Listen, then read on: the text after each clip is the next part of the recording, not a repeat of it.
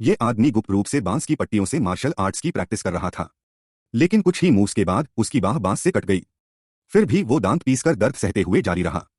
जब उसने अपने साथी शिष्यों को फुटवर्क प्रैक्टिस करते देखा तो उसने मचान पर पड़ी बांस की पोल पकड़ ली और नकल करने लगा। लेकिन प्रैक्टिस के दौरान पोल नीचे आंगन में गिरते गिरते बची।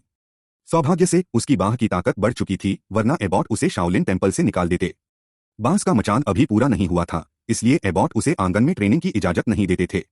मजबूरन वो मचान बनाते हुए गुप्त रूप से कुंग फू सीखता रहा। फिर उसने साथियों को लकड़ी के ट्रेनिंग डमी पर प्रैक्टिस करते देखा। उसने खुद बांस की पोल से एक डमी बनाई, लेकिन घुमाते हुए वो खुद ही बांस से गिर पड़ा। आखिरी पल में उसने दोनों हाथों से डमी पकड़कर खुद को बचा लिया। एबॉट ने ये देखा और उसे तुरंत निकालने वाले थे।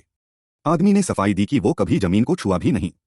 इससे एबॉट इतने गुस्से में आए कि उन्होंने लकड़ी के डमी पर किक मारी। डमी तेजी से घूमी, लेकिन एबॉट ने उसे रोक दिया। आदमी ने मौका पाकर छत पर चढ़कर शाओलिन टेम्पल में रहने का मौका बचा लिया। उसे मचान बनाते रहना पड़ा, लेकिन इसी दौरान वो अनजाने में शाओलिन की सारी मार्शल आर्ट्स सीखता रहा।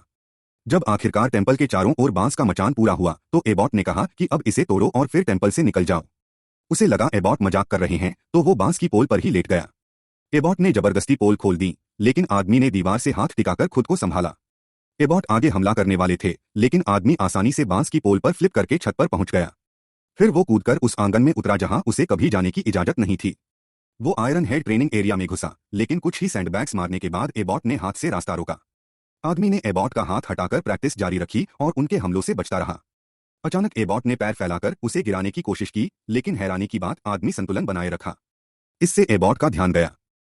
एबॉट ने और हमला किया। वो टेस्ट करना चाहते थे कि 3 सालों में मचान बनाते हुए इसने कितना कुंग-फू गुप्त रूप से सीखा है। लेकिन हैरत की बात, हर हमला वो चतुराई से बचाता रहा। उसने बांस की ट्रेनिंग स्टिक्स भी आसानी से तोड़ दी। एबॉट ने पाम स्ट्राइक से उसे सबसे खतरनाक एजिलिटी ट्रेनिंग ग्राउंड की ओर धकेला, लेकिन मचान से सीखे फुटवर्क से वो आसानी से पार हो गया। फिर भी एबॉट उसे भेजना चाहते थे क्योंकि उसका व्यक्तित्व शाओलिन टेम्पल के लिए सही नहीं था। एबॉट ने उसे मचान बनाने की इजाजत इसीलिए दी थी ताकि वो गुप्त रूप से कुंग फू सीख सके। अब जब वो मास्टर हो गया तो शाओलिन छोड़ने का वक्त आ गया।